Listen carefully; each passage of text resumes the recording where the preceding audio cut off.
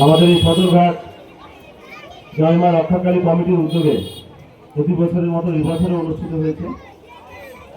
খুব ভালো লাগছে আপনারা এখানে আমাকে আমন্ত্রিত করেছেন, আমি নিজেকে ধন্য মনে করছি। এই কমিটির যারা কালী পুজো উদ্যোক্তা আছেন, কমিটির যারা সভাপতি আছেন, যিনি সম্পাদক আছেন সহ সমস্ত অতিথিরা এবং অন্যান্য সদস্যরা যারা আছেন, এবং সর্বোপরি এই কালী পুজো উপলক্ষে বিভিন্ন সাংস্কৃতিক অনুষ্ঠান এবং আজকে নরনারায়ণ সেবা, নররূপে নারায়ণ, মানুষের মধ্যে ভগবান বিভিন্নভাবে বিরাজ করেন।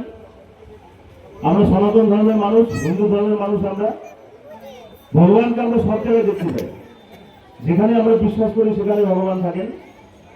সর্বোপরি মানুষের মধ্যে ভগবান, সেই জন্য মানুষের সেবা করা, মানুষের পাশে থাকা, সেটা হচ্ছে ধর্মের কাজ আমাদের।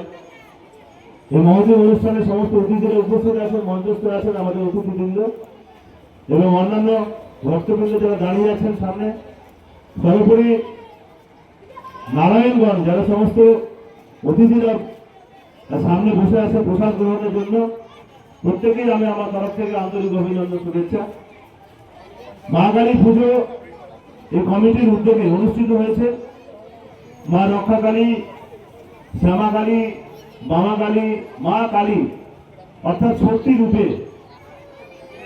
রূপে দেবী পূজিত হন। এখানে রক্ষাকালী রূপে দেবী পূজিত হয়েছেন। মা রক্ষাকালী সমস্ত মানুষকে রক্ষা করবেন। সমাজে যে সমস্ত অশুভ শক্তি